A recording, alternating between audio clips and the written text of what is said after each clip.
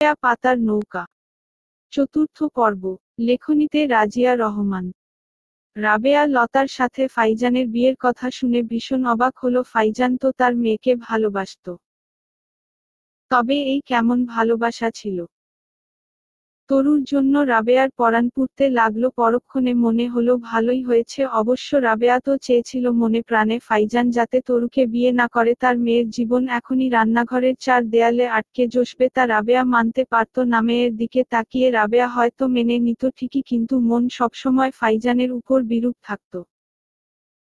যেই মেয়ে একদিন প্রতিষ্ঠিত হবে ভেবে রাবেয়া সবার আঘাত সহ্য করে গেছে, সেই মেয়েকে নিয়ে দেখা স্বপ্ন কিনা পূর্ণ হবে না।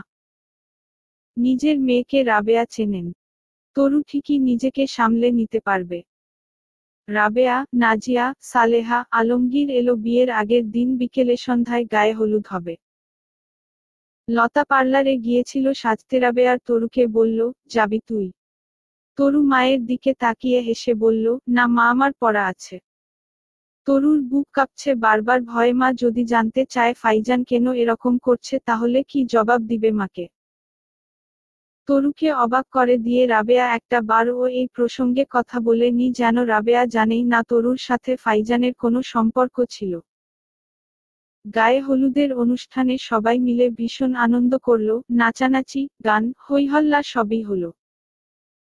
তরু নিজের ঘরের দরজা জানালা বন্ধ করে দুই কানে আঙুল গুজে বই নিয়ে বসে রইল। বাহিরের কোনো আওয়াজ যাতে কানে না আসে তার জন্য তারস্বরে চিৎকার করে করে পড়তে লাগলো। অনুষ্ঠান শেষ হতে হতে রাতের 2টো বেজে গেছে। লতা ভীষণ আনন্দিত। আজকের রাতটা লতার মনে হচ্ছে পৃথিবীর দীর্ঘতম রাত। এই রাতটা কেটে গেলেই ফাইজান তার হয়ে যাবে। আজীবনের জন্য ফাইজানকে নিজের করে পাবে। লতা বিছানায় শুয়ে এপাশ ওপাশ করতে লাগলো, কেন রাত শেষ হচ্ছে না।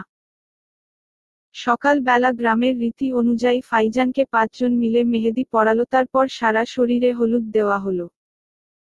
সব রীতি নীতি মেনে লতার ও বিয়ের গোসল করা হলো। তরু লতাকে অপলক দেখতে লাগলো। নাজিয়ার কিছু ভালো লাগছে না, বারবার তরুকে বলল, তুই কেন মেনে নিচ্ছিস মুখ বুজে? কেন তোর চাচা চাচিকে জানাচ্ছিস না? তোর কাজিন এত বেহায়া কেন? ও তো জানে তোরা একে অপরকে ভালোবাসিস। ও কিভাবে পারছে অন্যের প্রেমিককে বিয়ে করতে? তুই না জানালে আমি জানাবো। তরু শীতল কণ্ঠে বলল, না নাজিয়া, কাউকে কিছু জানাতে হবে না। আমি বিচার সভা বসিয়ে ফাইজানকে নিজের করে পেতে চাই না। তাছাড়া ওর প্রতি আমার সব অনুভূতিকে আমি মেরে ফেলেছি। ফাইজান ছাড়া ও তরু বাঁচবে। নাজিয়া তরুকে শক্ত করে জড়িয়ে ধরে বলল, তুই কেন এত কষ্ট সহ্য করিস তরু? কিভাবে পারছিস? আমি নিজেই তো সহ্য করতে পারছি না। তরু হাসে হেসে বলে, তৈরি হয়ে নে, পোলাও রোস্ট খেতে হবে তো। শোন নাজিয়া, আমার প্লেটে তুই বারবার মাংস তুলে দিবি জোর করে করে, আমিও তোর প্লেটে তুলে দিব জোর করে করে। নাজিয়া তরুর দিকে তাকিয়ে বলে, গলা দিয়ে নামবে খাবার? না, নামার কি আছে? কাজিনের বিয়ে, ভালো করে খাবো না তা কি হয়? যতই নিজেকে কুল প্রমাণ করিস তরু, অশ্রুতে টলমল করা চোখ কিভাবে লুকাবি? তরু দাঁত দিয়ে ঠোঁট কামড়ে বলে, এসব বাদ দে নাজিয়া। নাজিয়া বাহিরে বের হতেই তরু রুমের দরজা বন্ধ করে দিল। ভেতর থেকে কান্নারা সব বের হয়ে আসতে চাইছে। জানালা খুলে দিয়ে তরু হাউমাউ করে কাঁদতে লাগলো। বিড়বিড় করে বলল, আমাদের আর গুছিয়ে সংসার করা হলো নাইক বালিশে 2 জন মাথা রেখে ঘুমানোর যেই স্বপ্ন আমরা দেখেছিলাম, সেই স্বপ্ন আর পূর্ণতা পেল না। তোমার নীল পাঞ্জাবির সাথে মিলিয়ে পরব বলে যেই সাদা শাড়িটি কিনেছিলাম, তা এখন আমার বৈধব্য প্রকাশ করে। অনেক ইচ্ছে ছিল তোমার হাতে হাত রেখে আকাশের চাঁদ দেখব, অথচ তুমি এখন অন্য কারো আকাশের চাঁদ হয়ে গেলে। আমার আকাশ জুড়ে নিকষকালো অন্ধকার। হাত ধরে রাস্তা পার করে দিবে বলে একা একা রাস্তা পার হতে শিখিনি, অথচ জীবন আমাকে এখন এমন জায়গায় এনে ফেলেছে যে আমি তলিয়ে যাচ্ছি। অতল গহ্বরে হাত বাড়িয়ে তোলার মতো সেই তুমি নেই। ভালোবাসা, ভালো থেকো। নতুন জীবনের জন্য অনেক শুভকামনা। সারা বাড়িতে মরিচ বাতি জ্বলছে। অতিথিদের আনন্দিত হাস্যোজ্জ্বল মুখ তরুর বুকে বিষের মতো এসে বিঁধছে। বাবুর্চিদের রান্না করা খাবারের ঘ্রাণে তরুর গা গুলিয়ে আসছে। তরুর ইচ্ছে করছে কোনো অজানা জায়গায় লুকিয়ে যেতে। বাহিরে থেকে চিৎকার শোনা গেল, পাত্রপক্ষের গাড়ি আসতেছে, ছেলে মেয়েরা সবাই সেদিকে ছুটে গেল। তরুর হাত পা থরথর করে কাঁপতে লাগলো। নাজিয়া এসে তরুকে শক্ত করে জড়িয়ে ধরে। নাজিয়া জানে উপরে উপরে তরু যতই নিজেকে শক্ত প্রকাশ করুক কিন্তু ভেতরে ভেতরে তো অন্তঃসার শূন্য। তরুর নিঃশ্বাস বন্ধ হয়ে আসছে। নাজিয়াকে বলল, আমাকে রুমে নিয়ে যা। নাজিয়া, আমার হাত পা বন্ধ হয়ে আসছে, আমার নিঃশ্বাস আটকে আসছে। রুমে গিয়ে তরু নাজিয়াকে শক্ত করে জড়িয়ে ধরে কাঁদতে লাগলো। তরুর বুক ভেঙে আসছে। তরু ভেবেছিল সহ্য করতে পারবে, কিন্তু এখন বুঝতে পারছে এই যন্ত্রণা সহ্য করার মতো না। ভালোবেসে প্রিয় মানুষটাকে পাওয়ার কথা ছিল, অথচ তার বদলে পেল এক বুক যন্ত্রণা। নিয়ম করে কথা বলা মানুষটাই যে নিয়ম করে যন্ত্রণা দিবে কেউ কি জানতো। একটা একটা করে মোট 7টা গাড়ি এসে দাঁড়িয়েছে। বরের গাড়ি এখনো আসেনি। কালাম হোসেন প্রায় 20 মিনিট ধরে অপেক্ষা করছেন। তার কপালে বিন্দু বিন্দু ঘাম। অতিথিরা সবাই ভেতরে ঢুকে গেছে। এক দফা মানুষ খেতে বসে গেছে। একমাত্র মেয়ের বিয়ে। আলমগীর 500 মেহমানের আয়োজন করেছে। মেয়েরা লাগেজ নিয়ে লতাকে সাজাতে গেল। লতা ফাইজানের বোনের কাছে শুনেছে সব এক্সপেন্সিভ জিনিস কিনেছে ফাইজান লতার জন্য। কালাম হোসেন গেইটের বাহিরে অপেক্ষা করছেন। আরো 10 মিনিট পর দেখা গেল বরের গাড়ি আসছে পথে। বরের গাড়ির চাকায় সমস্যা হওয়ায় ওটা রেখেই অন্য গাড়িগুলো চলে আসতে হয়েছে। কালাম হোসেন এগিয়ে যেতেই দেখলেন বড় জামাই সোহেল শুকনো মুখে এগিয়ে আসছে। কালাম হোসেনের বুকের ভেতর ধুকপুক করছে। সোহেল এগিয়ে এসে একটা কাগজ এগিয়ে দেয় কালাম হোসেনের দিকে। কালাম হোসেন তা না নিয়েই বলল, কিসের কাগজ দিচ্ছ এইটা? ফাইজানকে নামাও গাড়ি থেকে আগে। সোহেল মুখ ভোঁতা করে বলল, ফাইজান নেই, আব্বাও পালিয়ে গেছে। কালাম হোসেনের বুকের ভেতর মোচড় দিয়ে উঠল, কি বলছে এটা সোহেল? ফাইজান নেই মানে? গায়ের টায়ারে ফাইজান নিজেই কিছু একটা করে রেখেছিল সম্ভবত। আপনারা তো দেখলেন গাড়ি দাঁড়িয়ে পড়েছে। গাড়ি ঠিক করার জন্য দাঁড়ায়। আপনাদের গাড়ি চলে আসার পর আমরা দুজনেই গাড়ি থেকে নেমে বাহিরে দাঁড়াই। ফাইজান আমাকে বলল, প্রস্রাব করে আসছে। আমিও তা ভেবে অপেক্ষা করতে লাগলাম, কিন্তু 10 মিনিট হয়ে গেল ও আসেনি। গাড়িতে দেখি এই কাগজটা রেখে গেছে। চিঠিটা পড়ে বুঝতে পারলাম ফাইজান আর আসবে না বিয়ে করতে। কালাম হোসেনের সারা শরীর থরথর করে কাঁপতে লাগলো। ভয় ভয় তিনি কাগজটা খুললেন। আব্বা। যদিও শ্রদ্ধেয় আব্বা লিখেই পত্র লিখা শুরু করব ভেবেছিলাম, কিন্তু পরমুহূর্তে মনে পড়ল আপনি কি আসলেই শ্রদ্ধার যোগ্য? আপনার নিজের কি মনে হয় আব্বা? ছোটবেলা থেকে দেখে এসেছি সবসময় আপনি আপনার সব সিদ্ধান্ত আমাদের সব ভাইবোনের উপর চাপিয়ে দিয়েছেন। আপনি আমাদের ভালো চেয়েই করেছেন হয়তো, কিন্তু সেই ভালোটা মেনে নিতে বুক ভেঙে যেত আব্বা। ছোটবেলায় একটা সাইকেলের অনেক শখ ছিল। বন্ধুরা দেখতাম সাইকেল চালাতো, নিজেদের সাইকেল। আপনাকে বলেছিলাম আব্বা একটা সাইকেল কিনে দেন। আপনি বলেছিলেন সাইকেলের দরকার নাই, অ্যাক্সিডেন্ট করে পড়ে থাকবে। ওই যে আমাদের ভালো চান বলেই বলেছেন, কিন্তু সেই ভালো আমাকে বঞ্চিত করেছে। আমার অ্যাডভেঞ্চারাস কৈশোর থেকে শুক্রবার ছুটির দিনে বন্ধুরা সবাই সাইকেল নিয়ে ঘুরতে যেত অনেক দূরের পথে, অচেনা পথে। একদিন এক মসজিদে গিয়ে জুম্মার নামাজ পড়তো। আমি শুধু বারান্দায় বসে দেখতাম ওরা হৈ হৈ করে আসছে। একবার আপনাকে বললাম আব্বা স্কুল থেকে পিকনিকে কক্সবাজার যাবে। আপনি বললেন, যাওয়া লাগবে না, তুই সাঁতার জানিস না ভালো। আমি অনেক অনুরোধ করে বলেছি দরকার হলে আমি পানিতে নামবো না। আপনি বলেছিলেন দরকার নেই, প্রাণ নষ্ট হবে এই 2 দিনে, বরং পড়া আরো কিছুটা পড়ে এগিয়ে থাকতে পারবো। অন্যদের থেকে বড় হলে সারাজীবন পড়ে থাকবে কক্সবাজার যাওয়ার জন্য।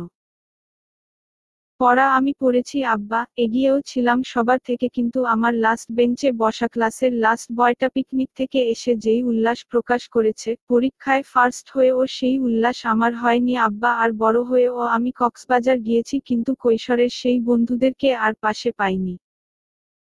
সব বয়সের কিছু চাওয়া থাকে আব্বা, আপনি আমাদের ভালো চাইতেন সবসময়, কিন্তু ভালো রাখেননি। আমাদের ভালো চাওয়া আর ভালো রাখা দুটো আলাদা বিষয়, এটাই আপনি বুঝতে পারেননি। আমার সবকিছুই আপনি নিয়ন্ত্রণ করতেন নিজেকে। আমার মনে হতো অবুঝ শিশু। আপনার এই ভালো চাওয়ার চক্করে পড়ে আমার জীবনটা পুরো এলোমেলো হয়ে গেল। আমি ভালোবেসেছিলাম যাকে, আপনি তাকে পছন্দ করেননি। ওর বাবা নেই বলে। বাবা মা কি সবার আজীবন থাকে? আপনি যে আগামীকাল বেঁচে থাকবেন তার নিশ্চয়তা কি? আমাকে বারবার আপনারা ধোঁকা দিয়েছেন, মায়ের অসুস্থতার কথা বলে আমার সাথে মিথ্যা বলেছেন, তারপর মাকে তালাক দিবেন এটা বলে সবচেয়ে নিকৃষ্ট নাটকটা করলেন আপনি। আর মা যে কি রকম জাত অভিনেতা অভিনেত্রী তা আমি আগে বুঝতে পারিনি। শেষে কিনা এরকম একটা জঘন্য মিথ্যা কথা বলতে ও বাদ দিলেন না। ওই দিন আমার ফোনটা আমি ইচ্ছে করেই আপনাদের রুমে রেখে এসেছি রেকর্ডার অন করে। আপনার ছেলে হয়ে অভিনয় করতে পারবো না তা তো হবে না আব্বা, আমি যাকে ভালোবাসি তাকেই বিয়ে করব, আজ করি আর এক যুগ পরে আপনার কথা মতো সবসময় সবকিছু করে এসেছি, কিন্তু এই একটা কাজ আপনার কথা মতো করতে পারছি না আব্বা। আমি যাকে ভালোবাসি তাকে নিজের সবটা দিয়েই ভালোবাসি। নিজের মনকে অন্য কারো কাছে রেখে সংসার অন্য কারো সাথে করা আমাকে দিয়ে হবে না। আমার ভালোবাসা মিথ্যে না, আমার কমিটমেন্ট মিথ্যা না। কালাম হোসেন সোহেলের দিকে তাকিয়ে বলল, এখন আমি কি করব সোহেল? সোহেল জবাব দিতে পারল না। সোহেলের মামাতো বোন তরু, লতা। সোহেল এগিয়ে গিয়ে আলমগীরকে জানায় সবটা। মুহূর্তেই আনন্দ অনুষ্ঠানে শোকের ছায়া নেমে আসেল। তাকে সাজানো হচ্ছে, এরই মধ্যে জানাজানি হয়ে গেল ফাইজান আসেনি। আলমগীর ফাইজানের আব্বার সাথে ধস্তাধস্তি শুরু করে দিল। মুহূর্তেই বিয়ে বাড়ির চেহারা পাল্টে গেল। এত আয়োজন, এত কিছু সব কি বৃথা যাবে? কালাম হোসেন সেই ধস্তাধস্তির মধ্যে জানতে পারলেন ফাইজান আসলে লতারই চাচাতো বোন তরুকে ভালোবাসে। কালাম হোসেন একটা সূক্ষ্ম চাল চাললেন, আজকে যদি বউ নিয়ে বাড়ি না ফিরেন তবে তিনি সবার কাছে ছোট হয়ে যাবেন। এলাকায় সিদ্ধান্ত নিলেন তরুকে ফাইজানের বউ করে নিয়ে ফিরবেন। ফাইজানকে এছাড়া আর হাতের মুঠোয় আনতে পারবেন না। বুঝতে পেরেছেন, তবে তরুকে এমন শিক্ষা দিবেন যে আজীবন আফসোস করবে। সুইটিকে যেভাবে তাড়িয়েছিল, তরুও বিয়ের পর নিজে থেকে ফাইজানকে ছেড়ে আসবে। তা 2 বছর সংসার করুক আর 10 বছর তরুকে শান্তি দিবেন না। আলমগীরের কাছ থেকে সরে গিয়ে নজরুলের কাছে যায়। দুষ্ট লোকের কথা মিষ্টি হবে এটা সবাই জানে। নজরুলের হাতে পায়ে ধরে অনুরোধ করে কালাম হোসেন তরুকে ফাইজানের সাথে বিয়ে দিতে। আজকে এই আসরে কালাম হোসেনের স্থির বিশ্বাস এখানে উপস্থিত কারো না কারো সাথে ফাইজান যোগাযোগ করবে। যদি যোগাযোগ করে তাহলে জানতে পারবে তরুর সাথে বিয়ে হবে। তরুর সাথে বিয়ে হবে জানলে ফাইজান আসবেই। নজরুল এক কথায় সোজা নিষেধ করে দিল। নজরুলের হাতে ধরে অনুরোধ করে কালাম হোসেন বলল, ভাইজান আমার ছেলে তো আমাকে জানায়নি, এসব ব্যাপারে জানালে কি এরকম ভুল করি? আপনি মেয়েকে ডেকে জিজ্ঞেস করুন না ভাই, ছেলে মেয়ে রাজি থাকলে আমরা কেন ঝামেলায় জড়াবো? অনেক অনুরোধের পর নজরুল তরুকে ডাকে। কালাম হোসেনকে অবাক করে দিয়ে তরু নিজেই অসম্মতি জানায় ফাইজানকে বিয়ে করতে। কালাম হোসেন লজ্জিত মুখে শেষ পর্যন্ত ফিরে গেলেন। রাবেয়া তরুর কথা শুনে স্বস্তি পায়। তরু যে বিয়ের জন্য হ্যাঁ বলেনি এতেই রাবেয়া খুশি। রাবেয়া আকাশের দিকে তাকিয়ে ভাবে, এরকম কত দিন পার হয়ে গেছে। রাবেয়া শুধু আকাশের দিকে তাকিয়ে তরুর বাবাকে উদ্দেশ্য করে বলতো, এই যন্ত্রণার জীবন আর টানতে পারছি না আমি। টাকা পয়সা ছাড়া যে একা একটা নারীর জীবনে কত বিচিত্র অভিজ্ঞতা হয় তা ভুক্তভোগী ছাড়া কেউ জানে না। তাই স্বার্থপরের মতো হলেও রাবেয়া চায় মেয়েটা এখনই বিয়ে না করুক। রাবেয়ার ও তো এই বয়সে বিয়ে হয়ে যায়, বছর না পেরুতেই তরুর জন্ম হয়। লেখাপড়া করতে পারল কই? নিজে যদি শিক্ষিত হতো, কিছু করত তাহলে খুঁটির জোর থাকতো। আলমগীর আর আমেনা রাবেয়ার সাথে অবিচার করতে পারত না। রাবেয়া তাই চায় মেয়ে পড়ুক, করে নিজে প্রতিষ্ঠিত হোক। রাবেয়া জীবনে ঠকেছে তরুকে, কেউ যাতে না ঠকাতে পারে। তরু মন দিয়ে পড়ছে, মন প্রাণ দিয়ে চাইছে ফাইজানকে ভুলে যেতে। ফাইজান কেউ না, ফাইজান তার জীবনে একটা দুঃস্বপ্ন ছাড়া কিছু না। বুকটা কেমন পাথরের মতো ভারী হয়ে আছে। তরুর জীবনের অঙ্কের হিসেব মিলছে না। ফাইজানকে তরু এই জীবনে আর ফিরে পেতে চায় না, তবে তরুকে এভাবে ঠকানোর হিসেব ফাইজানকে দিতেই হবে। এক চুল ছাড় দিবে না তরু। একদিন আগে ও যদি তরু জানতো তাহলে তো নজরুল আঙ্কেলকে, মাকে জানাতো নাই। মানুষদের সামনে যেতে তরুর এখন ভীষণ অস্বস্তি হয়, লজ্জায় চোখ তুলে তাকাতে পারে না। একজন ভুল মানুষকে বিশ্বাস করে তরু ঠকে গেছে। এই জন্মে কি এই আঘাত ঘুচবে? নদীর নামটা ফাইজান জানে না। একটা গাছের সাথে হেলান দিয়ে ফাইজান বসে আছে, পরনের শেরওয়ানি ঘাসের উপর পড়ে আছে, পাগড়ি ভাসছে নদীর জলে। ফাইজানের গায়ে একটা পাঞ্জাবি পাজামা। মাথা ভার ভার লাগছে। ফাইজানের কত দিন হলো তরুকে দেখে না। ফাইজানের বুকের ভেতর জ্বলছে ভীষণ। তরুকে এক নজর দেখার জন্য মনটা অস্থির হয়ে আছে। বিড়বিড় করে বলল, আমি যাই করে থাকি তরু, সবকিছুরই ব্যাখ্যা আমার কাছে আছে। আমি জানি আমি ভুল ছিলাম না। তোমার জন্য আমার মনে সেই শুরু থেকে যেই অনুভূতি ছিল, আজ ও তাই আছে, শেষ নিঃশ্বাস অবধি তাই থাকবে। কিন্তু আমি নিরুপায় তরু। আমার ছায়া তোমার জীবনে পড়ুক আমি চাই না। আমি না হয় শুকতারা হয়ে দূর থেকে তোমাকে দেখে যাব। ফাইজানের দুই চোখ অশ্রুসজল হয়ে গেল। আকাশের দিকে তাকিয়ে ফাইজান বলল, তুমিও আমাকে ভালোবেসেছিলে, আমিও তোমাকে ভালোবেসেছিলাম। পার্থক্য হলো, তোমার ভালোবাসা আমার প্রতি ঘৃণায় রূপ নিয়েছে, আর আমার ভালোবাসা তোমার প্রতি আরো তীব্র হয়েছে। কালাম হোসেন ঘরের বারান্দায় বসে মাথায় পানি দিচ্ছে। সাজেদা বেগম রুমে বসে বিলাপ করে কাঁদছেন। ছেলে এমন কোন ডাইনির পাল্লায় পড়েছে কে জানে। আশেপাশের বাড়ির সবাই আসছে বউ দেখতে। সবাই যখন জানতে পারছে ফাইজান বিয়ের আসরে যায়নি, একে অন্যের গা টেপাটেপি করছে। কালাম হোসেন হুঙ্কার দিয়ে বলল, তামাশা দেখতে আইছে নাকি এরা? আমার বাড়ি কি চিড়িয়াখানা? বাইর হ সবাই। দুই একজন বলছে, আহারে শরম রেখে মন শরম দিল পোলা বাপ মায়েরে। সোহেল শ্বশুরের পাশে একটা চেয়ার টেনে বসে শ্বশুরের মাথায় বরফের পুঁটলি চেপে ধরে। সোহেল বলল, আব্বা, ফাইজান কাজটা হয়তো ঠিক করে নাই আমি জানি, কিন্তু আব্বা ও ভুলও করে নাই। আপনি যেই স্বপ্ন নিয়ে ফাইজানের সাথে লতার বিয়ে দিতে চাইছিলেন সেটা কোনো দিন ও পূর্ণ হতো না। কালাম হোসেন বিরক্ত হয়ে বলল, গাঁজাখুরি কথা কইবা না, আমার মাথা গরম এখন। বিয়েটা হইলে তো মাথা আরো গরম হইতো যখন সত্যিটা জানতেন। কালাম হোসেন জিজ্ঞাসু দৃষ্টিতে তাকায়। সোহেল এদিক ওদিক তাকিয়ে বলল, লতারা যেই বাড়িটাতে থাকে এই বাড়িটা তো আমার আলমগীর মামুর না। এটা তরুর আব্বার করা বাড়ি, আর আইনত মালিক তরুয়ার আলমগীর মামা। যেসব দোকান পাট সম্পদের কথা বলছে আপনারে, ওগুলো সবকিছুই তরুর আব্বার। আলমগীর মামা তেমন কিছু করতে পারেনি বিদেশে থেকেও, বর মামু মারা যাওয়ার পরে এখন সব জোর করে দখল করছে। আব্বা, তরু তো সারাজীবন এরকম ছোট থাকবে না, বড় হবে, বিচার বুদ্ধি হবে ওর, সবকিছুই ও আদায় করে নিবে তখন। কালাম হোসেন সন্দিহান দৃষ্টিতে তাকায় জামাইয়ের দিকে, তারপর বলে, তুমি আমাকে এসব কথা আগে বলো নাই কেন? সোহেল বলল, আমি কি জানতাম নাকি আগে এসব? আমি তো ভেবেছি ফাইজান তো লতাকে পোড়াতো, ও হয়তো পছন্দ করে বিয়ে করতে চেয়েছে। আজকে আসার পথে আপনার মেয়ে আমাকে বলে সবকিছু। কালাম হোসেন উঠে গিয়ে সাজেদাকে বলল, নাকি কান্দা বন্ধ করো, আল্লাহ যা করছে ভালোর জন্যই করছে। পোলার সন্ধান কর, পোলার পছন্দের মায়ার লগেব্রো বিয়া দিমু। সোনার ডিম পাড়া হাঁস তো ওই মায়াই, আমার পোলা তো খাঁটি সোনাই খুইজা নিছে। সাজেদা বুঝতে পারে না কিছু, তবুও স্বামীর আনন্দিত মুখ দেখে সাজেদার বুক থেকে পাথর নেমে যায়। সারা রাত লতা ঘুমাতে পারল না। তরু রাত জেগে পড়ছিল। হুট করে কান্নার আওয়াজ শুনে উঠে দাঁড়ায় তরু। রাতের প্রায় 2:30 বাজে। এত রাতে কে কান্না করছে? বাহিরে উথালপাতাল জোছনা, চারদিক ভেসে যাচ্ছে যেন চাঁদের আলোয়। রাবেয়া, আলমগীর সবাই চলে গেছে সন্ধ্যার দিকে।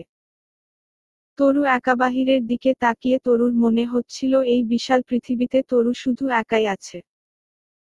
জানালার দিকে তাকিয়ে তরুর বুকটা কেমন মোচড় দিয়ে উঠে। কতদিন ফাইজান জানালার সামনে এসে দাঁড়িয়ে থাকতো তরুকে দেখার জন্য। নিজেকে সামলে তরু রুম থেকে বের হলো। লতার কান্নার আওয়াজ আসছে। লতার রুমের দরজায় নক করে তরু। দরজা খুলতে সময় নেয় লতা। চোখ দুটো ফুলে গেছে লতার কান্না করতে করতে। তরুকে দেখে লতার সব রাগ মাথাচাড়া দিয়ে উঠে। সবকিছুর মূলে তো তরুর জন্যই তো লতা ফাইজানকে পেল না। আরো হিংস্র প্রাণীর মতো লতা তরুর গলা চেপে ধরে।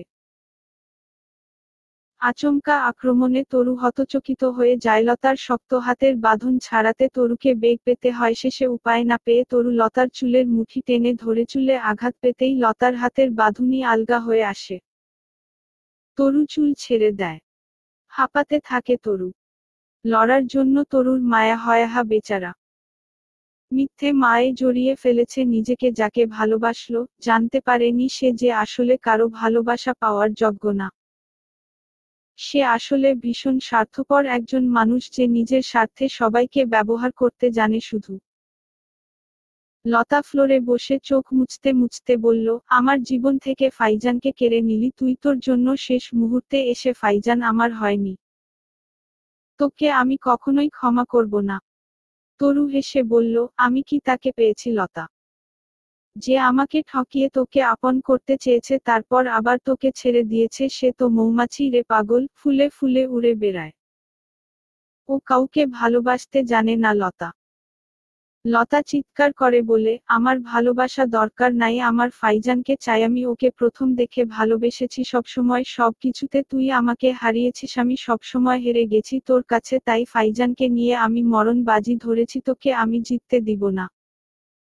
তরু লতার পাশে বসে বলল, আমার আর হার জিত।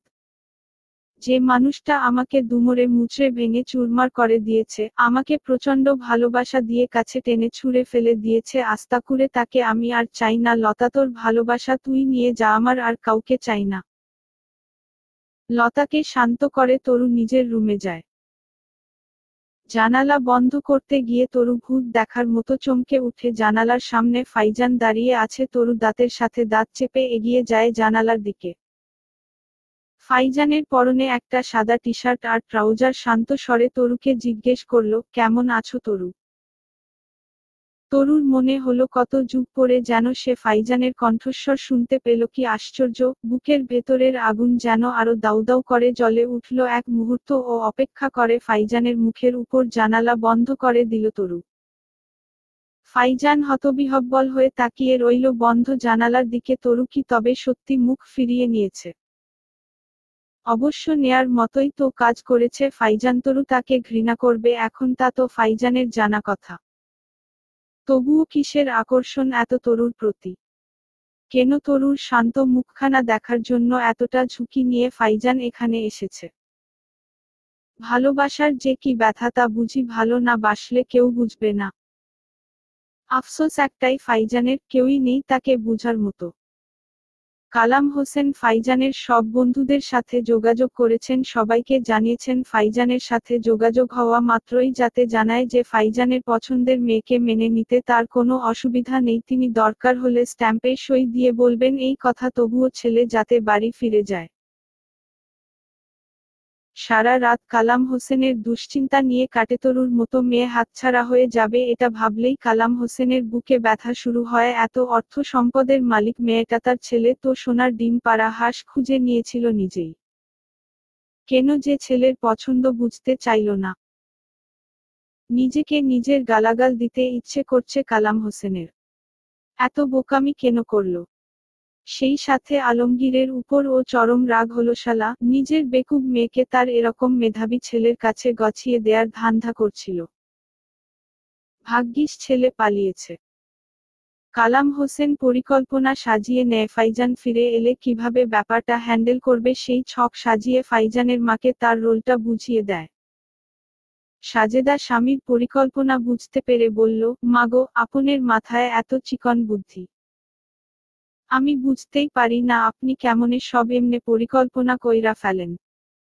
কালাম হোসেন আরামে চোখ বুজেন। বুদ্ধির তারিফ পেতে তার ভালো লাগে। তার স্ত্রী মহিলাটা অত্যধিক বোকা বলেই স্বামীর সবকিছু তার কাছে বুদ্ধিদীপ্ত মনে হয়।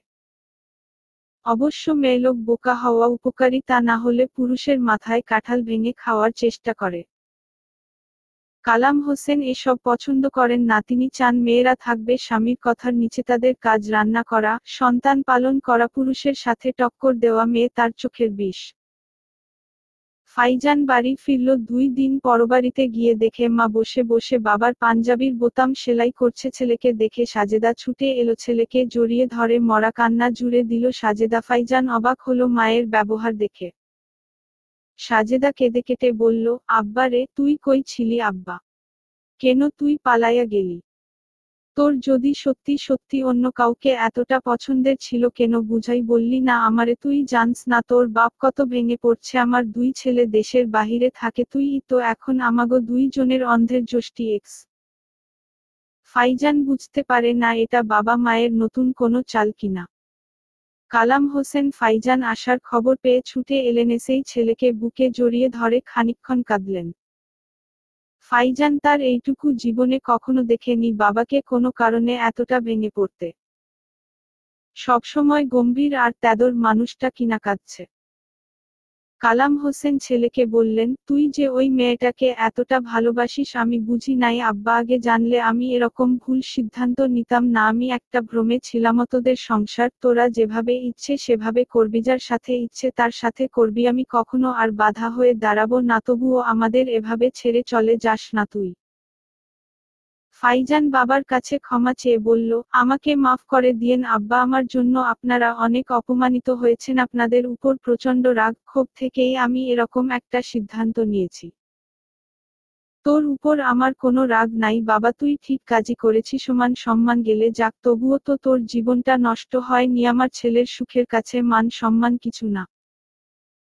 ফাইজান বাবার এরকম আমূল পরিবর্তন দেখে হতবাক, বাবা এতটা বদলে গেল, এও কি সম্ভব? কালাম হোসেন বলল, আমি তরুর সাথে তোর বিয়ে দিব বাপ, তুই খুশি থাকলেই আমাদের শান্তি। ফাইজান মলিন হেসে, তরু আমার থেকে অনেক দূরে সরে গেছে আব্বা, তরুকে হয়তো আমার আর কখনোই পাওয়া হবে না। কালাম হোসেন ছেলের কাঁধে হাত রেখে বলল, আমি যখন তোর জীবন থেকে তোর ভালোবাসা কেড়ে নিয়েছি, আমি আবার ফিরিয়ে দিব বাপ, একটু সময় দে আমাকে। ফাইজান কিছু বলল না। গত রাতে তরুকে দেখেছে, এই কয়দিনে মেয়েটার শরীর ভেঙে গেছে, চোখ গর্তে ঢুকে গেছে, চোখের নিচে কেমন কালো দাগ। দুঃখী মেয়েটাকে ফাইজান ভীষণ কষ্ট দিয়েছে। রাতে ফাইজানের বড় ভাই কল দিল ফাইজানকে, দ্বিধান্বিত হয়ে ফাইজান কল রিসিভ করল। ফয়সাল বলল, 1 সপ্তাহের মধ্যে ভিসা পেয়ে যাব, তুই চিন্তা করিস না। ফাইজান কিছুটা সময় নীরব থেকে বলল, আমি বিদেশ যাব না ভাই। ফয়সাল অবাক হয়ে যায় ভাইয়ের কথা শুনে, নিজে থেকেই তো বলল দেশে তার দমবন্ধ হয়ে আসছে, সবকিছু থেকে পালিয়ে বাঁচতে চায় সে, তাহলে এখন কেন সিদ্ধান্ত বদলালো? ফাইজান বলল, আমি ভেবেছিলাম সব পিছুটান ছেড়ে দেশ ছেড়ে চলে যাব, কিন্তু যতই দিন যাচ্ছে আমার মনে হচ্ছে এই দেশ ছেড়ে আমি কোথাও যেতে পারবো না ভাই, এখানে আমার মা আছে, বাবা আছে, আমার ভালোবাসার মানুষ আছে। আমি তরুকে না দেখে থাকতে পারবো না ভাই। আমি চলে গেলে তরু একা হয়ে যাবে। এসব তোর আগে মনে ছিল না? মনে ছিল, কিন্তু এতটা কষ্ট হবে সেটা বুঝতে পারিনি। দেশ ছেড়ে গেলে তরুকে আমি আজীবনের জন্য হারিয়ে ফেলবো ভাই, আমি তরুকে ছাড়া থাকতে পারবো না। আব্বা কি মেনে নিবে তোর ভালোবাসা? আব্বা মেনে নিয়েছে ভাই, আমি এখন বাড়িতে আছি, আব্বা নিজেই বলেছে উনি সব ঠিক করে নিবেন। ফয়সাল হেসে ফেলল আদুরে সুরে, ভাই বলল, কালাম হোসেনকে তুই এখনো ভালো করে চিনতে পারিসনি ফাইজান, স্বার্থ ছাড়া কালাকম হোসেন এক পাও আগানোর মানুষ না, তোকে ফাঁদে ফেলে ঠিকই লতার সাথে বিয়ে করিয়ে নিবে। ফাইজান হেসে বলল, কালাম হোসেন আমার মাথাব্যথা না ভাই, আমি ও কালাম হোসেনের ছেলে, তাই আমাকে অন্ধকারে রেখে স্বার্থসিদ্ধি করে নিবে এতটা ও সোজা না। আমি এখন আমার তরুকে নিয়ে চিন্তিত, তরু যে কষ্ট পেয়েছে, আমাকে কি তরু আবারও মেনে নিবে এত সহজে? তরু যদি আমাকে আর না চায় তার জীবনে, তাহলে আমি বাঁচব কিভাবে ভাই? ফয়সাল উত্তর দেয় নাই, প্রশ্নের উত্তর তরু ছাড়া আর কে দিতে পারবে? কালাম হোসেন সকালে ঘুম থেকে উঠে নাশতা করে তৈরি হয়ে বের হলো। এই মুহূর্তে কালাম হোসেনের লক্ষ্য আলমগীরকে ম্যানেজ করে নিতে পারলেই সব কিছু ঠিক হয়ে যাবে। যেতে যেতে কালাম হোসেন মাথায় স্ক্রিপ্ট সাজিয়ে নিল। তরুর সম্পূর্ণ মনোযোগ পড়ার মধ্যে। গত রাতের পর থেকে তরু আর রুমের জানালা খুলে বসে না, কে মন থেকে মুছে ফেলার সিদ্ধান্ত নিয়েছে। তার সাথে কথা বলে মায়া বাড়ানোর কোনো মানে হয় না। যদিও বেহায়া মনটা বারবার সেই স্বার্থপর মানুষটার কাছে ছুটে যেতে চায় তরু, তবুও সামলায় মনকে। তরু পড়ার মাঝখানে আমেনা আসে তরুর রুমে। তরুর উপর আমেনার রাগ অনেক, এই মেয়েটাই সব নষ্টের মূল। আমেনা এসে তরুর বইখাতা সব ছুঁড়ে ফেলে দেয়, বিশ্রী ভাষায় গালি দিয়ে তরুকে বলে, আজকেই তুই আমার বাড়ি থেকে বের হয়ে যাবি, তোর এই অপয়া মুখ আমি দেখতে চাই না, তোরে আমি খু ন কইরা ফালামু নয়তো। তরু শান্ত সুরে বলল, মাথা গরম করে লাভ নেই চাচি, আমাকে যদি দেখতে না চান তাহলে আপনারা বাড়ি ছেড়ে চলে যান, এই বাড়ি আমার, আমার কোনোখানে যাওয়ার প্রশ্নই আসে না। আমেনা তরুর গলা টিপে ধরে বলল, গায়ে অনেক তেল হইছে তোর না? আমারে আইন শেখাস তুই? তরু অনেক কষ্টে নিজেকে মুক্ত করে বলল, আইন সবার জন্যই এক রকম, শেখানোর কিছু নেই। আমি যে ভুল বলছি না তা আপনিও জানেন। আমাকে ঘাটাতে আসবেন না, আমি আমার বাপের ঘরে থাকি, আপনার বাপের ঘরে না। আর একটা কথা বলবেন, আমি সব রেকর্ড করে রাখব। আমেনা ফুঁসতে ফুঁসতে বের হয়ে গেল ঘর থেকে। মনে প্রতিজ্ঞা করল তরুর জন্য লতাকে যতটা কাঁদতে হচ্ছে তার দ্বিগুণ তিনি তরুকে ফিরিয়ে দিবেন। নজরুল দোকানে ভীষণ ব্যস্ত। বাজারের সব চাইতে চালু দোকান নজরুলের। নিজের সততা আর আন্তরিকতা দিয়ে নজরুল সবার মনে জায়গা করে নিয়েছে। কালাম হোসেন দোকানের সামনে দাঁড়িয়ে কিছুক্ষণ নজরুলের বেচাকেনা দেখল। মুহূর্তেই কালাম হোসেনের হিসেবে মাথা হিসেব করে নিল। ডেইলি খুব কম করে হলেও নজরুলের 50,000 টাকার সেল হয়, সেখানে প্রফিট যে খুব ভালো একটা অ্যাকাউন্ট হবে তা আর নতুন কি। কালাম হোসেন চিন্তা করে নজরুলের ও একটা মেয়ে আছে, তাকে দেখবে নাকি। পরমুহূর্তে মনে হলো না, এটা করতে গেলে তারপর আমও যাবে, ছালাও যাবে। নজরুলের ব্যাপারে খোঁজ খবর নিয়েই এসেছে কালাম হোসেন। সৎ মেয়ে হলেও তরুকে নিজের মেয়ের চোখে দেখে নজরুল। তরুর প্রতি তার ও একটা দায়িত্ব আছে। বড় দুই ছেলের বউয়ের চাইতে তরু বেশি ভালো অবস্থানে আছে। নজরুল ব্যস্ত থাকায় খেয়াল করেনি কালাম হোসেনকে। দোকানে ঢুকে কালাম হোসেন বিগলিত হেসে সালাম দিল নজরুলকে। নজরুল সালামের জবাব দিয়ে অবাক হলো কালাম হোসেনকে দেখে। নিজের বিস্ময় প্রকাশ না করে নজরুল বলল, জি কিছু লাগবে? জি ভাইসাব, আপনার একটু সময় যদি এই অধমকে দিতেন, দুইটা ভাঙা হৃদয়ে জোড়া দেয়ার জন্য সাহায্য চাইতে আসছি আমি। নজরুল এবার একটু বেশি বিস্মিত হলো, এই লোকটা কি বলতে চাইছে তার মানে। কালাম হোসেন নজরুলের হাত চেপে ধরে বলল, ভাই রে, আমি জানতাম না ছেলে মেয়ে দুজনেই দুজনকে এতটা ভালোবাসে। আমি যদি জানতাম তাহলে কখনোই ছেলের বিয়ে অন্যখানে দিতে চাইতাম না। আমি ভাবছি অল্প বয়সের আবেগ ঠিক হয়ে যাবে, কিন্তু এখন দেখি আমার ছেলের কাছে আপনার মেয়ের চাইতে গুরুত্বপূর্ণ কিছু নেই। আমার ছেলে এই 2 দিন না খাওয়া ভাইসাব। ছেলের কষ্ট চোখে দেখা যায় না, আমার মতো কঠিন প্রাণ ও নরম হয়ে গেছে। এজন্য ছুটে আসছি আপনার কাছে, আপনার মেয়েটা আমারে দিয়ে দেন ভাইসাব, আমি রাজরানীর মতো রাখমু আমার বাড়িতে। আমার পোলা যেমন জ্বলতেছে আপনার মেয়েও কম পুড়তেছে না ভাইসাব। কথা বলতে বলতে কালাম হোসেনের চোখ সিক্ত হয়ে গেল। নজরুল কিছুটা অপ্রস্তুত হয়ে গেল। কালাম হোসেন সেই মুহূর্তে নজরুলের 2 হাত চেপে ধরে বলল, আমার অন্যায়ের শাস্তি আমার পোলারে দিয়েন না ভাই, লাগলে আমি তরু মায়ের কাছে হাত জোড় করে ক্ষমা চাইব। নজরুল নরম মনের মানুষ, মানুষের এসব ছল চাতুরি নজরুল বুঝে না। নজরুলের মন ও নরম হলনরম হয়ে বলল, আমি মেয়ের মায়ের সাথে কথা বলে জানাবো ভাইজান, মেয়ে আর মেয়ের মা যা সিদ্ধান্ত নিবে তাই হবে। কালাম হোসেন নাছোড়বান্দা সাথে সাথে বললেন, আমি তাহলে অপেক্ষা করি, আমি ও বিয়ানের সাথে কথা বলবো, লাগলে আমি বিয়ানের হাত পায়ে ধরে বলবো আমার জন্য ওদের ভালোবাসা আমি নষ্ট হতে দিব না। সত্যি সত্যি কালাম হোসেন রাত পর্যন্ত অপেক্ষা করল। নজরুল এক ফাঁকে রাবেয়াকে কল দিয়ে জানালো মেহমান আসবে রাতে। নজরুলের বাড়ির সামনে দাঁড়িয়ে কালাম হোসেন কিছুক্ষণ পর্যবেক্ষণ করল। কথায় কথায় নজরুলের থেকে জেনে নিল এই বাড়িটা নজরুল তরুর মায়ের নামে লিখে দিয়েছে। রাবেয়ার নামে আরো একটা দোকানও আছে। কালাম হোসেন ক্যালকুলেশন করে ফেলল তৎক্ষণাৎ। তরু তো একেবারে সোনার ডিম পাড়া হাঁস, মায়ের বাবার সবকিছুর মালিক তো তরুই হবে। রাবেয়া কালাম হোসেনকে দেখে হতবাক হলো, সেই সাথে বিরক্ত ও হলো। নজরুলের উপর এই মানুষটার কি দরকার ছিল লোকটাকে বাড়িতে আনার। খাওয়ার পর কালাম হোসেন রাবেয়াকে ডাকে। রাবেয়া পর্দার আড়ালে দাঁড়িয়ে বলল, জি বলেন, শুনছি আমি।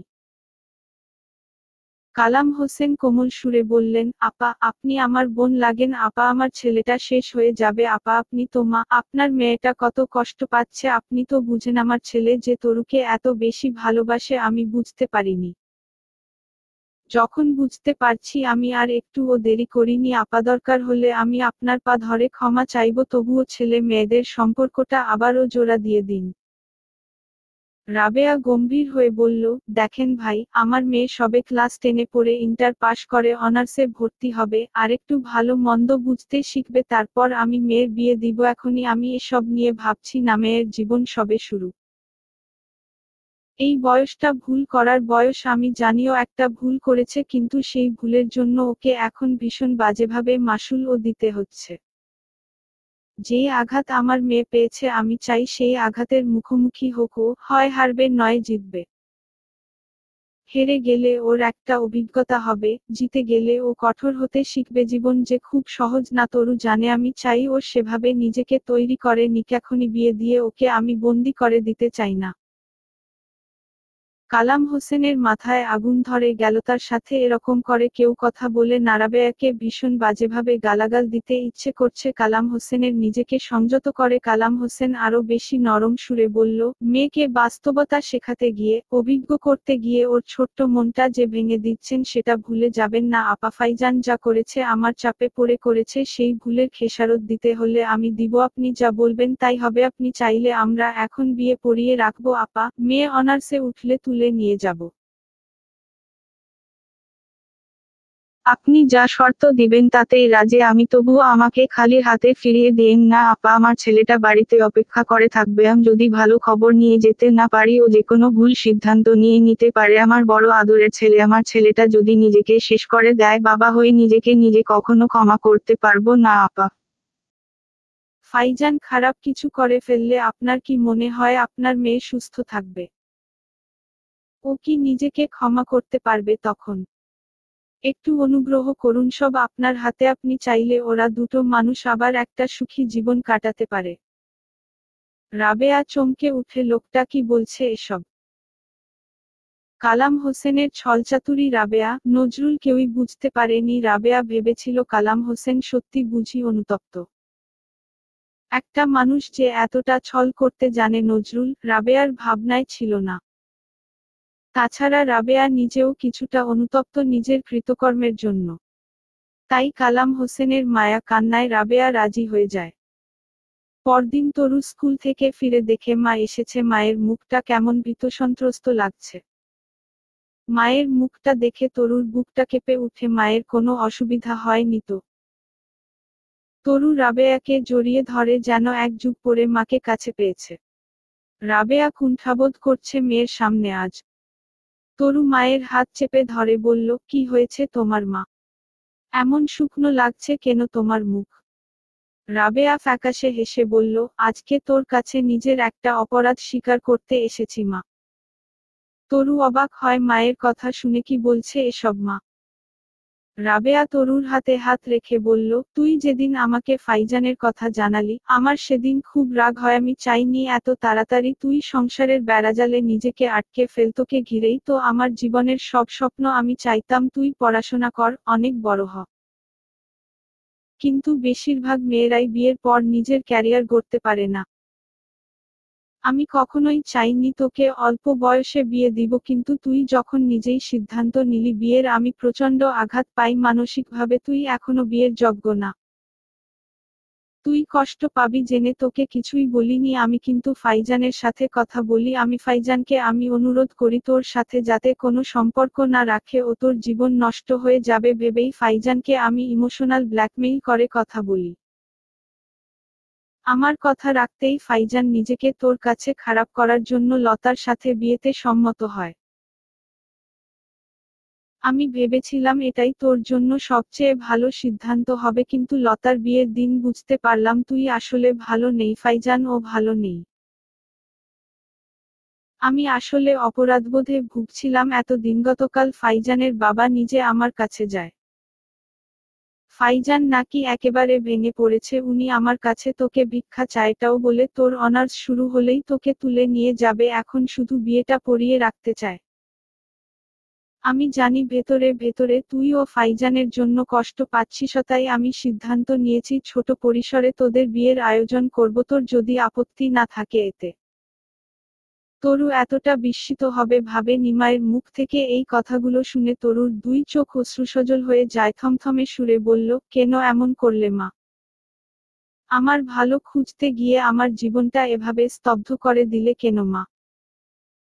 রাবেয়া কেঁদে উঠে, তিনি তো জানেন তরুর ভালোর জন্যই তিনি এসব করেছেন, মেয়েটাকে কষ্ট দিতে এসব করেননি তিনি। রাবেয়া আস্তে করে বলল, আমাকে কি কখনো ক্ষমা করতে পারবি তুই মা? তরু মাকে জড়িয়ে ধরে বলল, তোমার উপর আমার কোনো রাগ নেই মা, তুমি ভালোই করেছো, তা না হলে আমি যে ফাইজানকে এতটা ভালোবাসি তা কখনোই বুঝতে পারতাম না মা।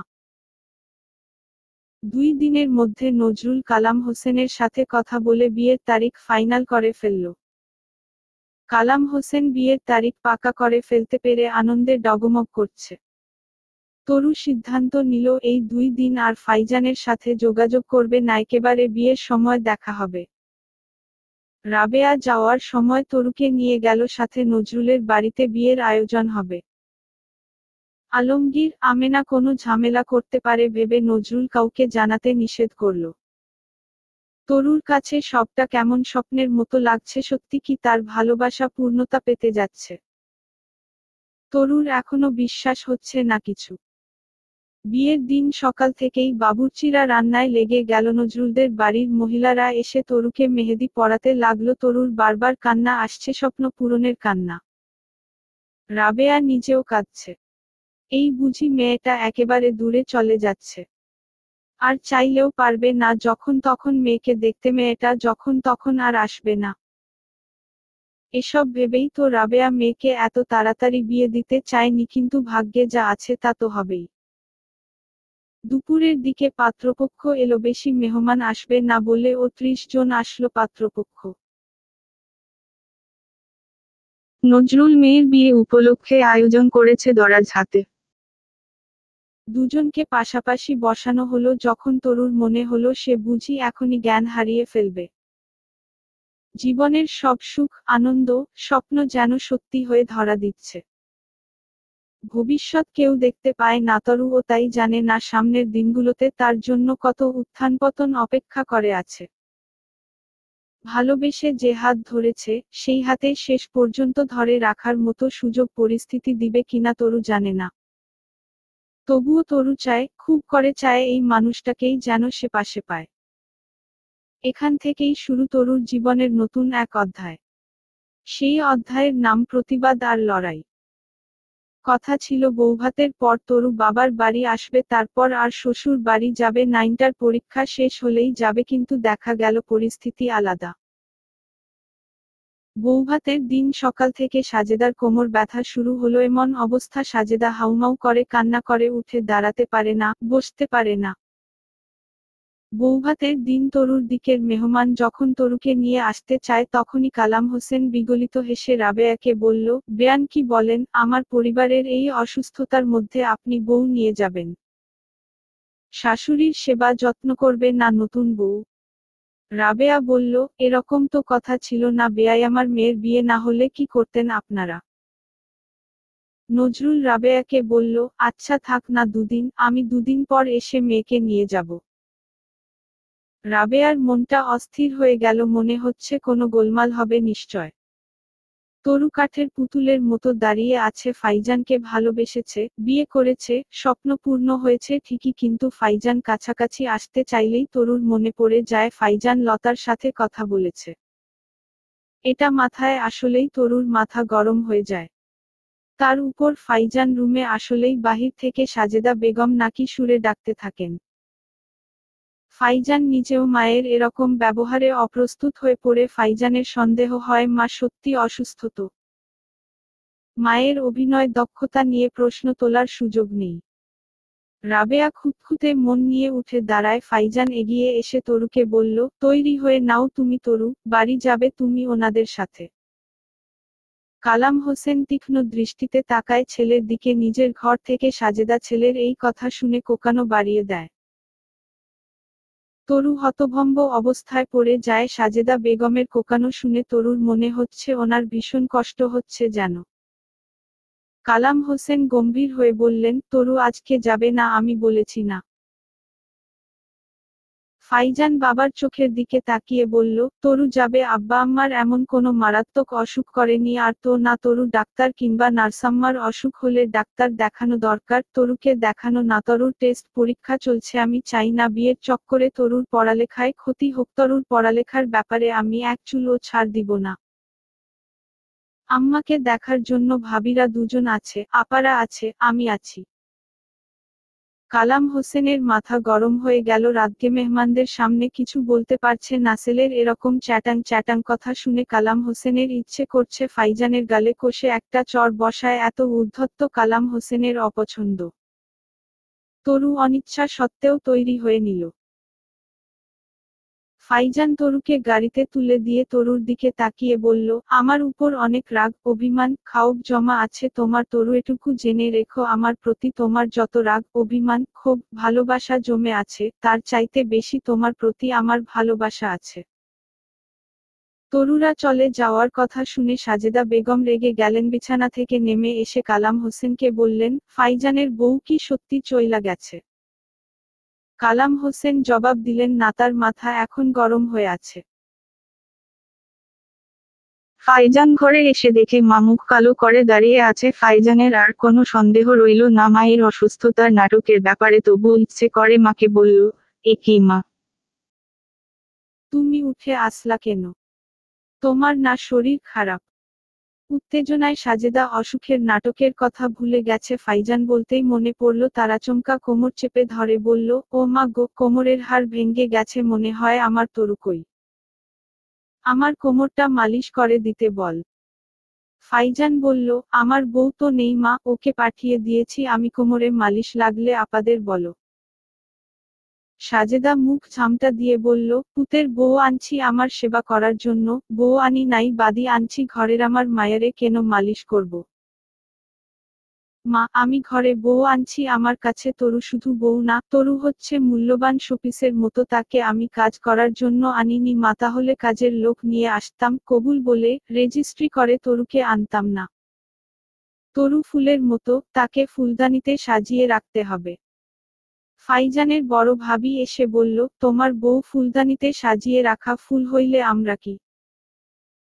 ফাইজান হেসে বলল, তরু তো আমার বউ, তাই আমার বউ আমার কাছে ফুল। আপনারা যার বউ তাদের জিজ্ঞেস করেন তাদের কাছে আপনারা কি, আমার কাছে আমার ভাইয়ের বউ, এটুকুই। সাজেদা কালাম হোসেনের সামনে গিয়ে বলল, শুনলেন আপনার বেহায়া পোলার কথা?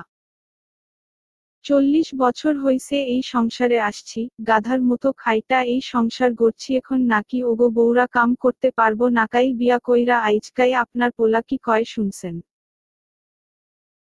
কালাম হোসেন বললেন, তোমার ছেলের মতো অসভ্য, বেয়াদব আমি দ্বিতীয়টা দেখিনি। আমার মুখের উপর কথা বলে ওর বউকে পাঠিয়ে দিয়েছে, আমার সিদ্ধান্ত ও মানেনি। ফাইজান হেসে বলল, আব্বা, রাগ করেন কেন? তরু আমার বউ, তাই তরুর ব্যাপারে সিদ্ধান্ত নেয়ার ক্ষমতা এখন শুধু মাত্রই আমার। আপনি, মা, আপা কেউই সিদ্ধান্ত নিতে পারেন না। ফাইজানের মেজ ভাবি 2 দিনেই ফাইজানের এরকম রূপ বদল, তাবিজ করে ফেলছে নাকি? ফাইজান হেসে বলল, আপনার মনে হয় ভাইজানের ভালোবাসার উপর ভরসা নাই, তাই ভাইজানরে তাবিজ করে রাখা লাগে? আমার তরুর প্রতি ভালোবাসা আছে, তার জোরেই বলছি, তাবিজের জোরে না। তরু পুরো পথ নিশ্চুপ হয়ে বসে ছিল। তরুর নিজেকে ভীষণ শক্ত মনের মানুষ ভাবত, কিন্তু এখন ওর মনে হচ্ছে ও ভীষণ দুর্বল মনের। নিজের উপর নিজের নিয়ন্ত্রণ হারিয়ে গেছে তরুর। কেমন ঘোরের মধ্যে বিয়েটাও করে নিল, আগে পিছে কিছুই ভাবেনি। পরিস্থিতি এমন ছিল যে মন বারবার বলতো ফাইজানকে ছাড়া বেঁচে থাকা আর জিন্দা লাশ হয়ে বেঁচে থাকা একই। আজ গাড়িতে বসে ভাবছে, এরকম হুট করে বিয়ে করে নেওয়া কতটা যৌক্তিক। পরক্ষণেই তার মন বিদ্রূপ করে বলে, জীবন কোনো অঙ্ক না। তরু যে হিসেবনিকেশ করে সঠিক উত্তর খুঁজে বের করবে। ভালোবাসা এমন একটা জিনিস, তাকে না পেয়ে আজীবন আক্ষেপ করার চাইতে পেয়ে হেরে যাওয়া ও ভালো। তবুও মনকে বুঝাতে পারবে, আমি সবটা দিয়ে চেষ্টা করে তাকে পেয়েছি, কিন্তু তা আমার জন্য উত্তম ছিল না। কিন্তু যদি নাই পাও, তবে বুঝবে কিভাবে তা উত্তম নাকি ভুল? মনকে কি দিয়ে বুঝো দিবে? তরু নজরুলদের বাড়িতে থাকলো না, নিজের বাড়িতে চলে গেল। রাবেয়া শত চেষ্টা করে ও তরুকে রাখতে পারেনি। বাড়িতে আসতেই লতার মুখোমুখি হলো তরুলতা মুচকি হেসে তরুকে বলল, জানিস তরু, গত রাতে ফাইজানের সাথে কথা হয়েছে আমার। তরু প্রথমে চমকে উঠে, পরমুহূর্তেই বুঝে যায় ব্যাপারটা। বুঝতে পেরে তরু চোখে মুখে যন্ত্রণার ছাপ ফুটিয়ে তোলে। লতার কেমন পৈশাচিক আনন্দ অনুভব হয় তরুর মুখের দিকে তাকিয়ে তরুকে ভালো থাকতে দিবে না লতা জ্বালিয়ে মারবে। তরু মনে মনে হাসে আর ভাবে পাগলের সুখ মনে মনে গত রাত তো তরুর সাথেই ছিল ফাইজান। গত রাতটা আর 10টা বিবাহিত দম্পতির ন্যায় ছিল না তরু আর ফাইজানের জন্য দুজন কাগজে কলমে স্বাক্ষর করে একে অন্যের হয়েছে ঠিকই কিন্তু তরুর মন থেকে অভিমানের পাহাড় এখনো গলাতে পারেনি ফাইজান। রাতভর ফাইজান অনেকভাবে চেষ্টা করেছে তরুকে বুঝানোর ফাইজানের ইচ্ছে ছিল দেশের বাহিরে চলে যাবে একেবারে তার আগে লতাকে একটা উচিত শিক্ষা দিতেই ফাইজান এই অভিনয় করেছে তাই তো ফোন করে বাবা মায়ের কাছে তরুর নামে অনেক আজেবাজে কথা বলেছে যদিও নাম বলেনি তরুর শুধু বলেছে ফাইজান যার প্রেমে পাগল সেই মেয়ে জঘন্য রকম খারাপ। যেসব কিছুর আশেপাশে ও তরু ছিল না তাও বলেছে। তরুর একটাই কথা ফাইজান কেন লতার সাথে কথা বলল লতার হেসে হেসে বলা প্রতিটি শব্দ তরুর বুকে কাটার মতো বিঁধেছে সেই আঘাত যতদিন না সারবে ততদিন তরু ফাইজানকে কাছে ঘেঁষতে দিবে না। লতা ধাক্কা দিয়ে বলল তোর 2 হাত ভর্তি মেহেদি কেন রে? বিয়ে করেছিস নাকি? তরু হেসে বলল হ্যাঁ করেছি তো। লতা অট্টহাসে হেসে বলে অবশ্য বিয়ে করে নেওয়ায় তোর জন্য ভালো ফাইজানকে তো তুই জীবনে ও নিজের করে পাবি না ফাইজান আমাকে বলেছে পরিস্থিতি একটু স্বাভাবিক হলে নিজেই বিয়ের প্রস্তাব নিয়ে আসবে। তরু লতার দিকে তাকিয়ে রইল কিছুক্ষণ তারপর বলল আচ্ছা লতা তোর কি একবারের জন্য ও কখনো মনে হয় না যে ফাইজান যদি তোকে বিয়ে করেও তবুও তো ফাইজানের সাথে আমার একটা সম্পর্ক ছিল যেই মানুষের মনে আমি তার সাথে সংসার করতে তোর খারাপ লাগবে না? লতার চেহারা আচমকা হিংস্র হয়ে উঠল হিসহিসিয়ে বলল না একটুও খারাপ লাগবে না কেন জানিস ফাইজানকে না হলেও আমার চলতো এমন না যে ও ছাড়া আমার হৃৎপিণ্ড কাজ করবে না কিন্তু যখন থেকে আমি বুঝতে পেরেছি যে ফাইজান তোকে ভালোবাসে সেদিন থেকে আমি ওর জন্য মরিয়া হয়ে উঠেছি এটা ভালোবাসা না জেদামি অন্তত এইখানে তোকে হারাতে চাই সব সময় যে হেরে যায় না শেষ বেলায় সে নিজের সর্বস্ব বাজি রাখে আমিও তেমন। আমি তো শুধু তোকে একটা জনমের শিক্ষা দিতে চাই তরু তোকে বুঝিয়ে দিতে চাই জীবনের সব কিছুতে তুই জিতলে আসল জায়গায় আমি তোকে হারিয়ে দিব। তরু লতার দিকে তাকিয়ে আনমনে হেসে বলে লতা অথচ তুই আর আমি ছোটবেলায় কত ভালো বন্ধু ছিলাম তোর মনে আছে? লতার মনে আছে সব স্পষ্ট মনে আছে লতার একবার কোরবানির ঈদে আমিনা লতাকে নতুন জামা কিনে দিল না বলল রোজার ঈদের জামা পরতে কোরবানির ঈদে। লতা তখন ক্লাস 3-তে পড়ে আগের ঈদের জামা লতা কিছুতেই গায়ে দিতে রাজি হয়নি তাই সেই ঈদে জামা পরে নিতরু যখন জানতে পারল লতার জামা হয়নি নিজের ঈদের মেইন ড্রেসটা লতাকে দিয়ে দিয়েছে তরু।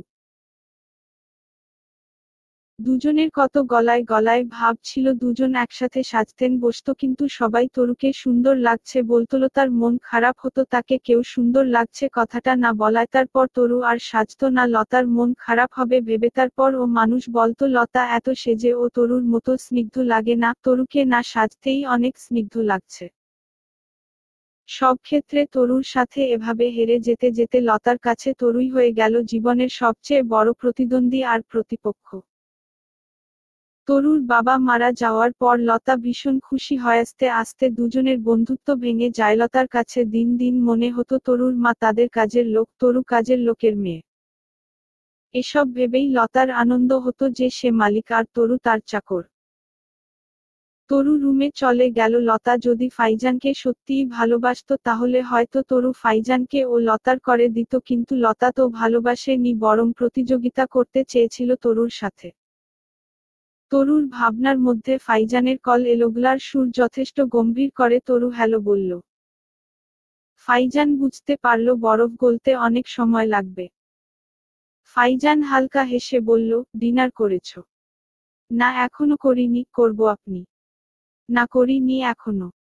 ঠিক আছে খেয়ে নিন রাখছি পড়তে হবে। আমার সাথে কি একটু আগের মতো করে কথা বলা যায় না তরু? সময় হোক নিশ্চয় বলবো আপনার আর কিছু বলার না থাকলে রাখছি। অন্যের বউয়ের সাথে কথা বললেও একটু হেসে কথা বলতো শালা এমন কপাল আমার নিজের আপন বউয়ের সাথে কথা বলছি অথচ মনে হচ্ছে আদালতের কাঠগড়ায় দাঁড়িয়ে কথা বলছি।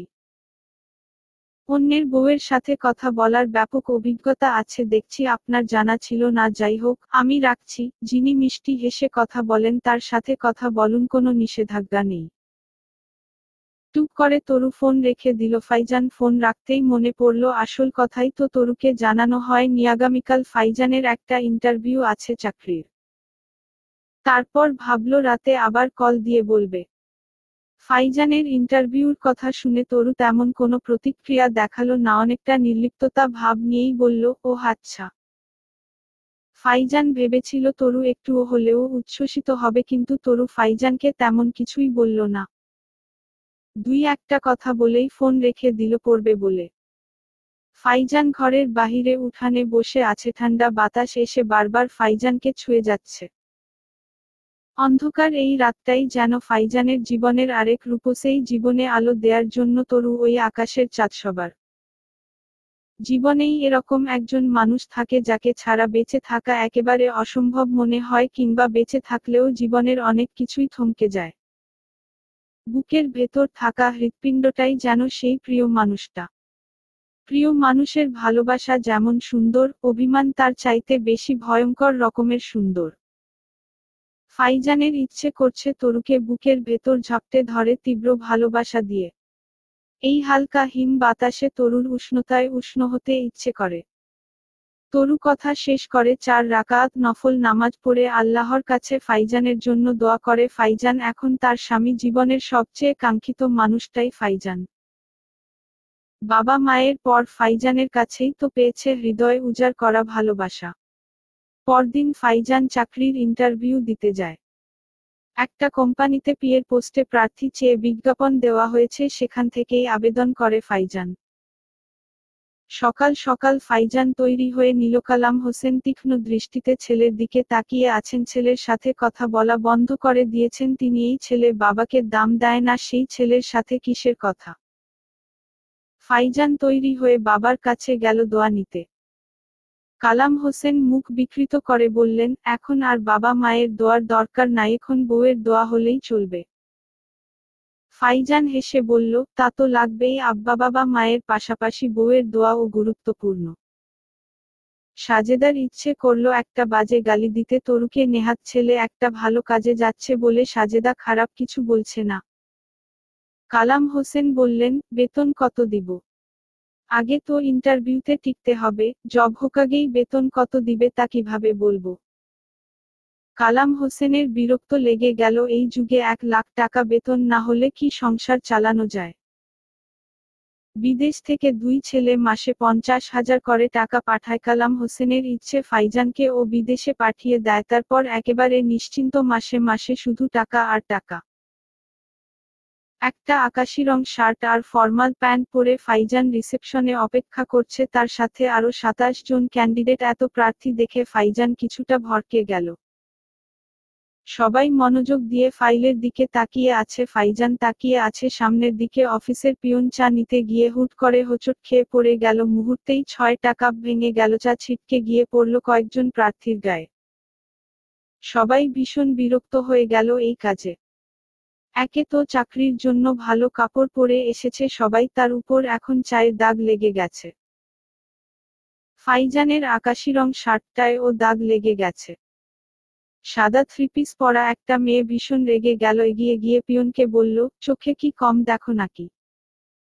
দিলে তো আমার এত দামি ড্রেসটা নষ্ট করে, সামান্য কাজ করতে পারো না? স্টুপিড লোক। বয়স্ক লোকটা ভয় কাঁপছে। ভাঙা কাজ তুলতে গিয়ে হাতে লেগে গেল পিয়নের। ফাইজান এগিয়ে গেল সেদিকে লোকটাকে সাহায্য করতে। কয়েকজন নাক সিটকে ফেলল। কাজ তুলে ফাইজান বলল, লেখাপড়া করে শিক্ষিত হয়েছেন শুধু, ভদ্রতা শিখতে পারেননি। একজন মুরুব্বির সাথে কেউ এভাবে ব্যবহার করে না। মেয়েটা অগ্নিশর্মা হয়ে বলল, ও হ্যালো, আপনার কাছে অ্যাডভাইস চাইতে আসিনি, নিজেকে কি ভাবছেন? আমাকে ভদ্রতা শিখতে বলার আপনি কে? যান নিজের চরকায় তেল দেন। ফাইজান কিছু বলার আগেই রিসিপশনের ছেলেটা বলল, লুনাকে। ইন্টারভিউ শুরু, যান ভেতরে যান। মেয়েটা চলে গেল। মেয়েটা বের হয়ে এলো একেবারে হতাশ হয়ে। ফাইজানকে ডাকা হলো একেবারে সবার শেষে। ভেতরে গিয়ে ফাইজান বসতেই একটা খাম দেওয়া হলো। খাম খুলে ফাইজান দেখে জয়নিং লেটার। কিছুটা আশ্চর্য হয়ে তাকায় ফাইজান। সাজ্জাদ হোসেন মুচকি হেসে বলল, ইন্টারভিউ আরো আধা ঘন্টা আগেই হয়ে গেছে ইয়াং ম্যান। আমি আমার পিএ হিসেবে একজন মানবিক মানুষ চেয়েছি। সার্টিফিকেট এর যোগ্যতা সবারই থাকে, মানবিকতা সবার মধ্যে থাকে না। তোমার জয়নিং লেটার তৈরি করতেই সময় লাগছিল, তাই তোমাকে সবার শেষে ডাকা। ফাইজান যারপরনাই বিস্মিত হলো, এবার এভাবেও চাকরি হয়ে যায়। তার কেমন অবিশ্বাস্য লাগছে। বাহিরে এসে ফাইজান বাবাকে কল দিয়ে জানালো তার চাকরি হয়েছে। তারপর সোজা ছুটল তরুর কাছে। তো ভালো একটা খবর, তরুকে ফোনে দিতে ইচ্ছে করছে না। এমনিতে তরুকে দেখার জন্য মন আনচান করছে। ক্যান্ডেল লাইট রেস্টুরেন্টের একটা চেয়ারে বসে ফাইজান অপেক্ষা করছে তরুর। তরুর এখন স্কুল নেই, বাড়িতেও যেহেতু দেখা করা সম্ভব না, তাই রেস্টুরেন্টেই আসতে বলেছে ফাইজান। যদিও তরু রাজি হচ্ছিল না বের হতে, ফাইজানের জোরাজোরিতেই বের হলো। ফাইজানের কেমন হাসি পাচ্ছে। নিজের বিয়ে করা বউয়ের সাথে দেখা করতেও কত ভয়, মনে হচ্ছে যেন প্রেম করছে এখনো, অথচ প্রেমের সময় ও এতটা ভয় নিয়ে দেখা করতে হয়নি। তরু চায় না এখনই সবাইকে বিয়ের কথা জানাতে, বিশেষ করে লতাকে। লতা জানতে পারলে ভীষণ ভেঙে পড়বে, পরীক্ষা খারাপ হবে লতার, পরীক্ষা শেষ হওয়ার আগে, তাই জানানো যাবে না কাউকে। ফাইজান দীর্ঘ সময় নিয়ে অপেক্ষা করছে, এখনো খাবার খায়নি। তরু এলো আরো 20 মিনিট পরে। একটা মিষ্টি কালার থ্রিপিস পরে এসেছে তরু, মাথায় সাদা হিজাব। ফাইজানের বুকের ভেতর ঝড় উঠে গেল তরুকে দেখে, যেন কত হাজার বছর পর দেখা হলো তরুর সাথে। ফাইজান টের পেল তরুকে দেখার কি তৃষ্ণা জমেছিল তার বুকটাতে। ফাইজানকে দেখে তরুর শূন্য বুকটায় আনন্দেরা জমতে শুরু করলো। ভালোবাসা এত সুন্দর কেন? প্রিয় মানুষটার মাঝে এত মায়া কেন? চেষ্টা করে ও তরু চেহারায় কাঠিন্য ধরে রাখতে পারছে না। ফাইজান কোমল সুরে বলল, তরু পাখি। তরু তীক্ষ্ণ দৃষ্টিতে তাকিয়ে বলল, এসব কথা বলতে নিষেধ করেছি না। ফাইজান হেসে বলল, বউ ও বউ। তরু চোখ বন্ধ করে ফেলল। কি আশ্চর্য! সামান্য একটা শব্দের এত ক্ষমতা কেন? তরুর বুকের ভেতরটা এলোমেলো করে দিচ্ছে ভীষণভাবে। ফাইজান তরুর একটা হাত বুকের উপর রেখে বলল, আমার চাকরিটা হয়ে গেছে বউ, আর বেশিদিন তোমাকে আমার থেকে দূরে রাখবো না আমি। তোমার পরীক্ষা শেষ হলেই আমরা ছোট্ট একটা চড়ুই পাখির বাসা খুঁজে নিব, সেখানে আমার তরু পাখি তার সংসার সাজাবে। তরুর 2 চোখ অশ্রুসজল হয়ে গেল। ফাইজানের চাকরি হয়েছে। আলহামদুলিল্লাহ বলল তরু মনে মনে। চলবে। গল্প কেয়া পাতার নৌকা।